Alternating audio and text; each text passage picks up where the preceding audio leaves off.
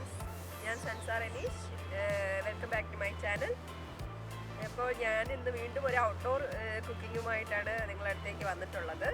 അപ്പോൾ ഞണ്ട് റോസ്റ്റും നാടൻ കപ്പയും നമുക്ക് നോക്കാം. നമ്മളിന്ന് പ്രിപ്പറേഷൻ ചെയ്യാൻ പോണ ഞണ്ടാണിത്.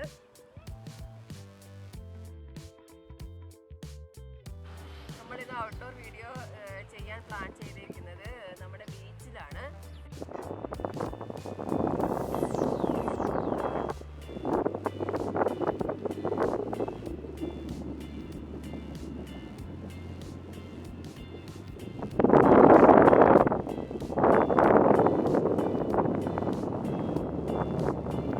നമുക്കിനി ഞണ്ട് റോസ്റ്റാണ് ഞാൻ ആദ്യം ഉണ്ടാക്കാൻ പോകുന്നത്. അതിലേക്ക് പോവാം. എന്തൊക്കെയാണ് അതിന് വേണ്ട സാധനങ്ങളെന്ന് ഒക്കെ നോക്കാം. ഞണ്ട് എന്തായാലും കട്ട് ചെയ്ത് കഴുകി വൃത്തിയാക്കി വെച്ചിട്ടുണ്ട്. ഞാനത് 2 പീസായിട്ടേ കട്ട് ചെയ്തിട്ടുള്ളൂ, ഹാഫ് ആക്കിയിട്ട്.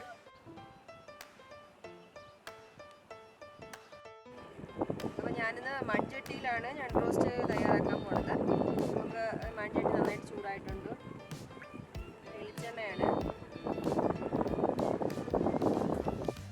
ഇഞ്ചിയും വെളുത്തുള്ളിയും ചതച്ചതാണ് ഞാൻ ചേർത്തത്, പേസ്റ്റ് ആക്കിയിട്ടില്ല, ചതച്ചതാണ്. ഒന്ന് നോക്കിച്ചെടുക്കാം. നമുക്കിതിനൊക്കെ ഒരു 10-15 ചെറിയ ഉള്ളി ചേർത്തിട്ടു.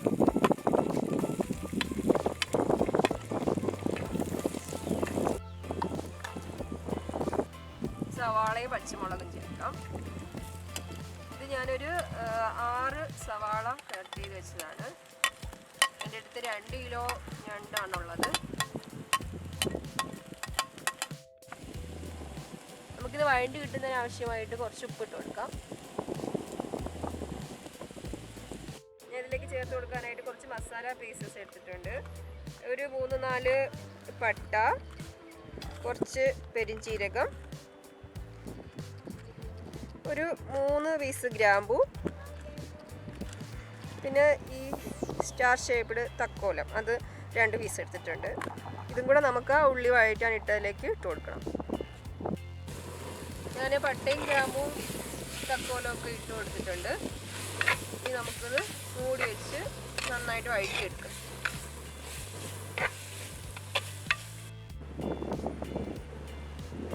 ഞാൻ ഉപ്പിട്ട് നന്നായിട്ട് വഴറ്റി വരാനായിട്ട് ഒരു 10 മിനിറ്റ്സ് ആയിട്ട് അടച്ച് വെച്ചേക്കായിരുന്നു.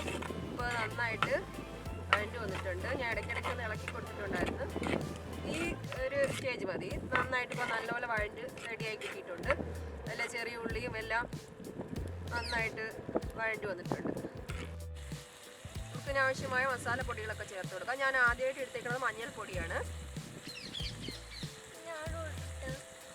ഇത് 1 ടേബിൾ സ്പൂൺ ഞാൻ എടുത്തിട്ടുണ്ട്. മുളക് പൊടി ചേർത്ത് കൊടുക്കാം.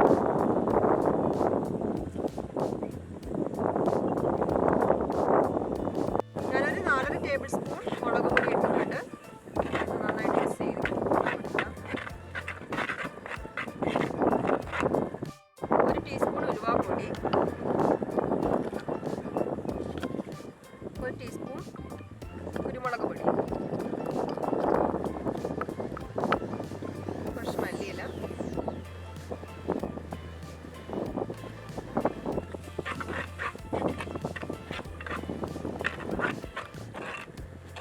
ഇത് എണ്ണയിൽ കിടന്നൊന്ന് നന്നായിട്ട് ഒന്ന് ചൂടായി ആ പച്ച മണമൊക്കെ മാറി കിട്ടാനുണ്ട്. കുറച്ച് പുതിനയും കൂടെ ചേർത്ത് കൊടുക്കാം നമുക്ക്.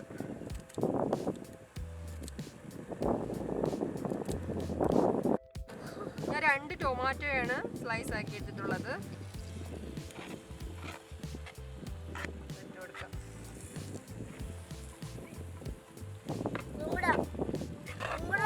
നല്ല കാറ്റടിക്കുന്നുണ്ട് ബീച്ചായിട്ട്. ടൊമാറ്റോയും കൂടെ നന്നായിട്ടൊന്ന് വഴറ്റി കിട്ടാനായിട്ടുണ്ട്. അപ്പോൾ നമുക്കതൊന്ന് കുറച്ച് സമയം കൂടെ ഒന്ന് വെയിറ്റ് ചെയ്യണം, നന്നായിട്ട് വഴറ്റി കിട്ടാൻ. ബീച്ചിൻ്റെ സൈഡിലായിട്ട് നല്ല കാറ്റാണ്. നമ്മുടെ വീഡിയോയ്ക്ക് നല്ല ക്ലാരിറ്റിയൊക്കെ ഉണ്ടാകുന്ന അറിഞ്ഞുകൂടാ. വോയിസ് ക്ലിയർ ഉണ്ടാവാൻ ചാൻസ് ഇല്ല, കാരണം നല്ല കാറ്റാണ്.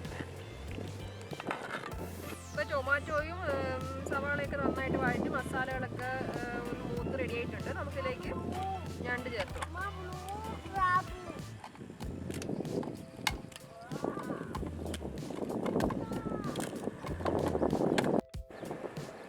നന്നായിട്ടൊന്ന് ഇളക്കി യോജിപ്പിച്ച് കൊടുക്കാം. മസാലയും രണ്ടുമായിട്ടൊന്ന്.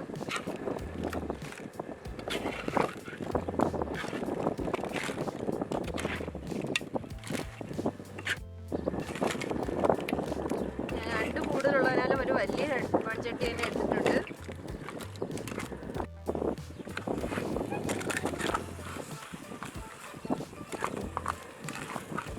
നമുക്കിതിലേക്ക് കുറച്ച് വെള്ളം ഒഴിച്ചു കൊടുക്കാം. ഞാൻ ഈ ഒരു ബോട്ടിൽ പകുതിയെ ഒഴിക്കുന്നുള്ളൂ.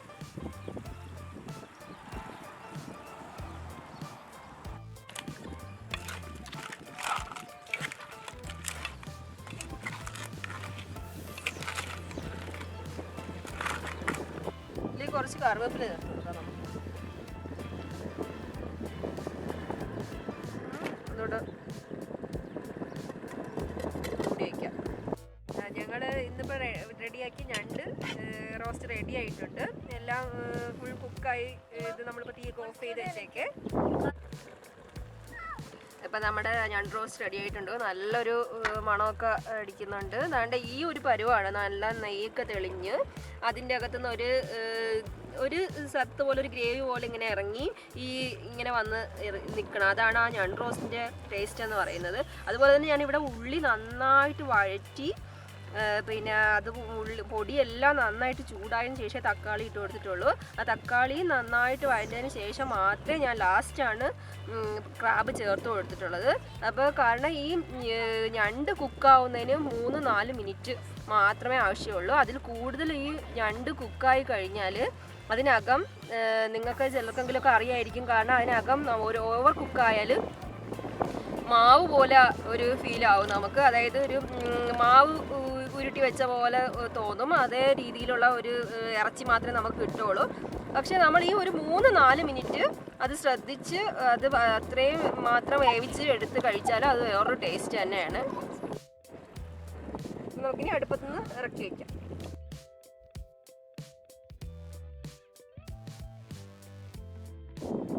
അപ്പം ഞങ്ങൾ ഇതിൻ്റെ കൂടെ ഇന്ന് കഴിക്കാൻ പോകുന്നത് കപ്പയാണ്. അത് റെഡിയാക്കാൻ വേണ്ടി ഞങ്ങൾ വെക്കാൻ പോവുകയാണ്.